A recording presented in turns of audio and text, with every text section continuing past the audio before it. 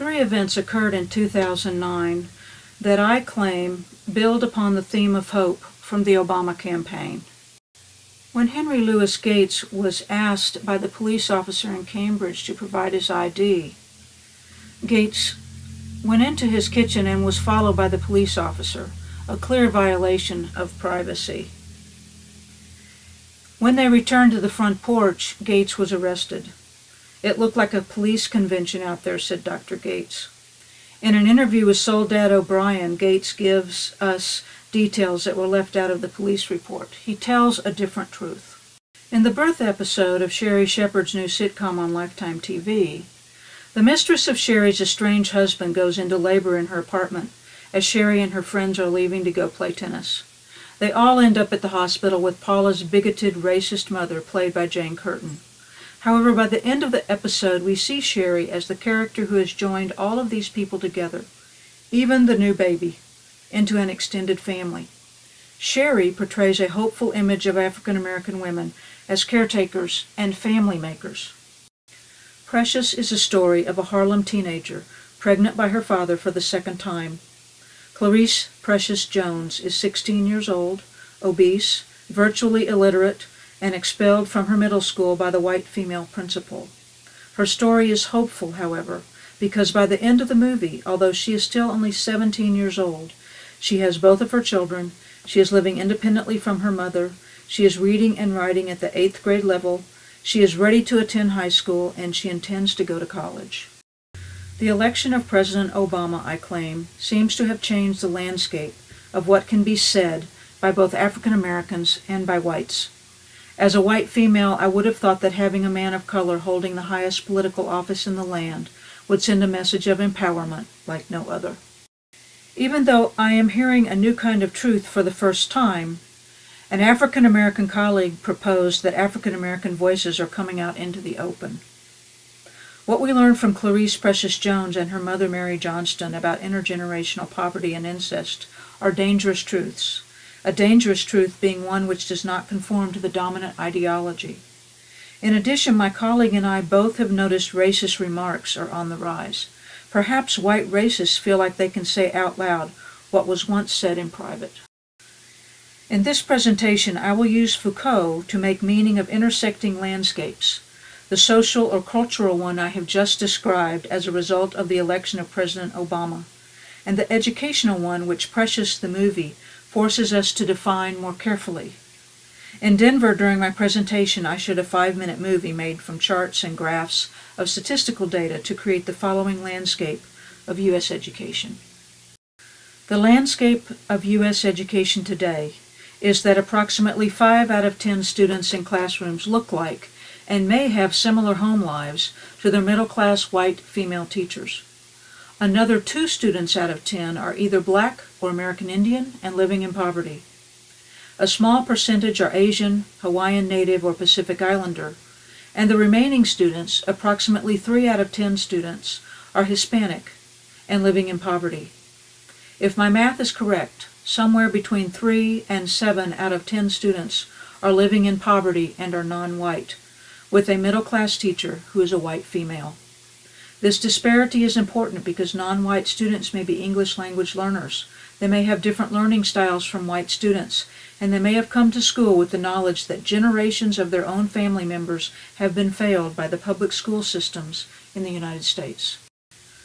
Foucault's ideas and points of view are used in education research because educational institutions, schools, colleges, and universities, are similar to prisons and mental institutions in the constant surveillance upon both students and teachers by administrators, and the oversight by superintendents and governmental agencies upon public systems of schooling.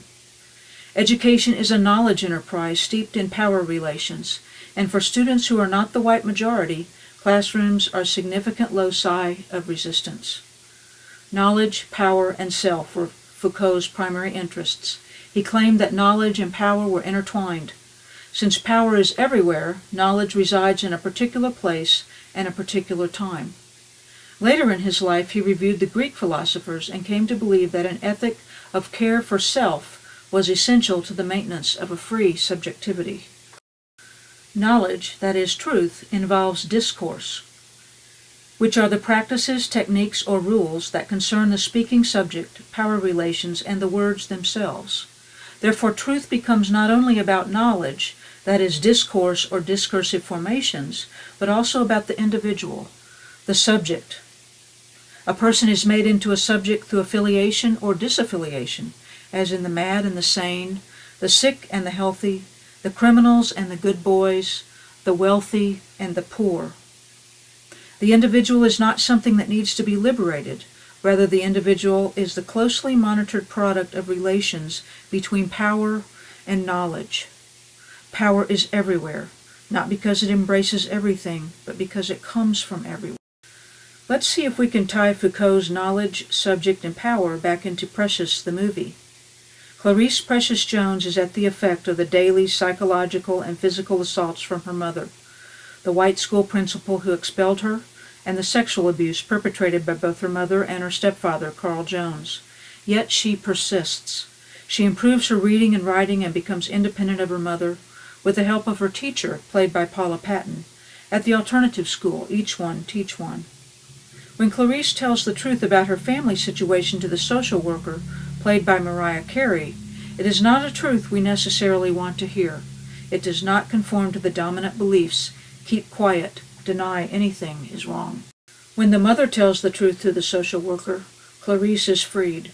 Although the truth of Mary Johnston's complicity with Carl Jones is also not a truth we want to hear in the dominant white culture, where the messages are silence, never admitting culpability, and be a good girl.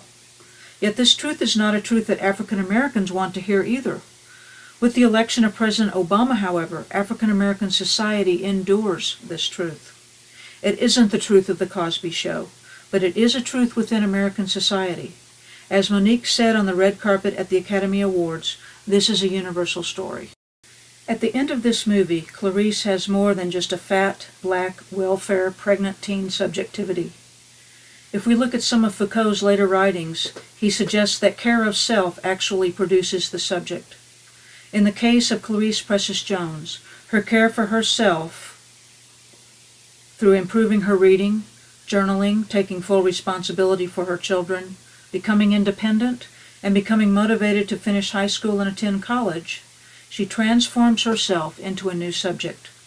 This transformation then also becomes an ethical response to her dilemma and an active resistance to the many power relations still barring her way.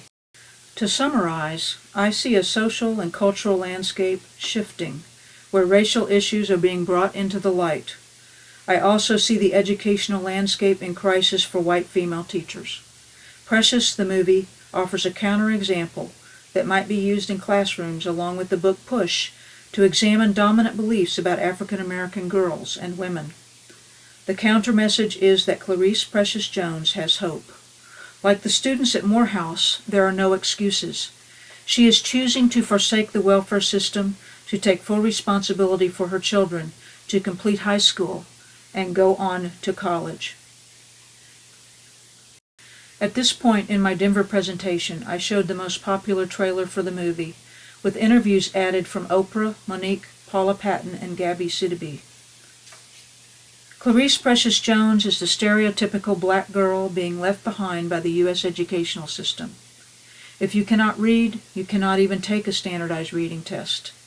Precious was being passed from each school grade with high marks. She was not learning. The hope and the joy of this movie comes from the possibility, as Oprah suggests in the trailer, that even one precious black girl sees herself in Clarice Precious Jones. Thank you.